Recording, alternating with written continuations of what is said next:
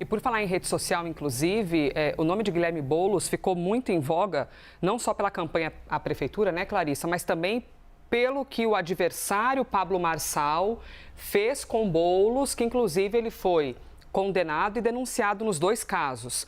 A justiça condenou o Pablo Marçal porque ele disse, em R$30 mil, porque ele disse que o Boulos invadia propriedades e cobrava aluguéis de famílias vulneráveis. E isso foi, assim, pulverizado em rede social, né? Abasteceu a galera que gosta de polarização. O Marçal foi condenado por ter dito isso. E o Ministério Público Eleitoral denunciou o Marçal por outra coisa, porque ele deu aquele atestado falso contra Boulos, dizendo que Boulos era usuário de cocaína, também foi denunciado e também foi um assunto muito pop, né, Clarissa, que fez com que o nome de Guilherme Boulos negativamente, isso é um horror, fosse bastante disseminado por causa de duas mentiras, um condenado e o outro denunciado.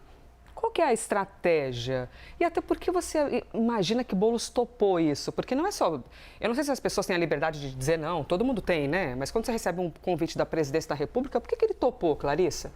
Então, Elisa, primeiro que Boulos vai com duas missões muito claras, né? A primeira é aproveitar o desempenho que ele demonstrou no decorrer aí do último ano, ou mesmo desde a eleição, na mobilização das bases de esquerda. Ele teve um papel muito importante, por exemplo, na convocação daquela manifestação que levou milhares de pessoas à Avenida Paulista para protestar contra a PEC da blindagem, contra a anistia, que foi tido como um grande sucesso de mobilização para o governo do presidente Lula, embora não fosse uma manifestação exclusivamente do governo. Então, essa é uma primeira frente. A segunda frente, Elisa, é essa questão de redes sociais que a Isabel Mega estava pontuando. Não só pelo desempenho que ele teve na eleição, a forma como ele se posicionava nas redes, não se trata só disso. Tem um entendimento no Palácio do Planalto de que Boulos está compreendendo essa linguagem como ninguém dentro do campo da esquerda. Vou dar um exemplo que eu até cheguei a comentar com você, Elisa, aqui nos bastidores aqui do nosso Live CNN, num dia em que a gente estava comentando essa história da taxação de super ricos. E amamos ficar conversando. Você lembra que eu falei do vídeo que Boulos difundiu falando da taxa da Odete?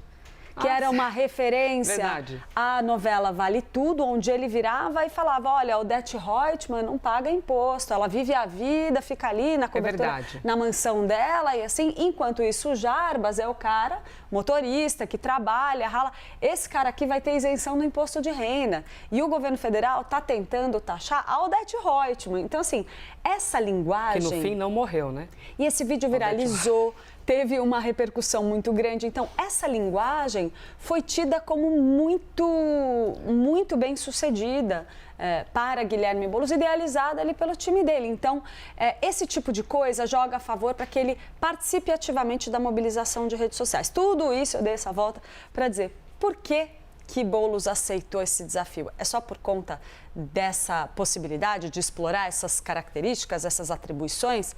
Não é só isso. E eu ouço de gente, tanto do governo quanto de gente próxima dele, o seguinte: Boulos, junto com o presidente Lula, tem plena consciência de que ele teve uma oportunidade numa eleição para o executivo que não foi bem sucedida. Ele foi pior na sua segunda tentativa de disputar com o apoio do presidente Lula do que na tentativa anterior. Então, de uma eleição para outra, ele viu o capital político dele nas urnas minguar. O desempenho dele, do ponto de vista de uma eleição legislativa, sem dúvida nenhuma, é inquestionável. Um capital brutal para o PSOL, um puxador de votos importantíssimo para o Congresso Nacional, mas... Ele está feliz com essa função? O que eu ouço é que ele também está, de certa forma, um pouco desencantado com a atividade legislativa, até porque a gente tem um Congresso extremamente refratário às pautas de esquerda. E teria entendido que ele consegue contribuir mais no governo federal, apoiando, inclusive, todo o processo de campanha de reeleição do presidente Lula e fazendo o que ele sabe fazer, que é mobilizar a base. Então, é dentro desse cardápio que a gente vê essa indicação de Guilherme Boulos prosperar. Indicação esta que está sendo discutida desde janeiro. Olha o tempo em que ele está ali aguardando. 10 meses, Clarissa? Tudo isso por uma questão de timing. O mais curioso é ver Márcio Macedo, né, que agora deixa o cargo, ter sido fritado nesse tempo todo, porque é uma situação muito delicada para um ministro nessa posição. Mas o entendimento do governo do presidente Lula é que sim, era uma questão de timing. Já estava decidido que Guilherme Boulos seria ministro da Secretaria-Geral, só faltava dizer quando.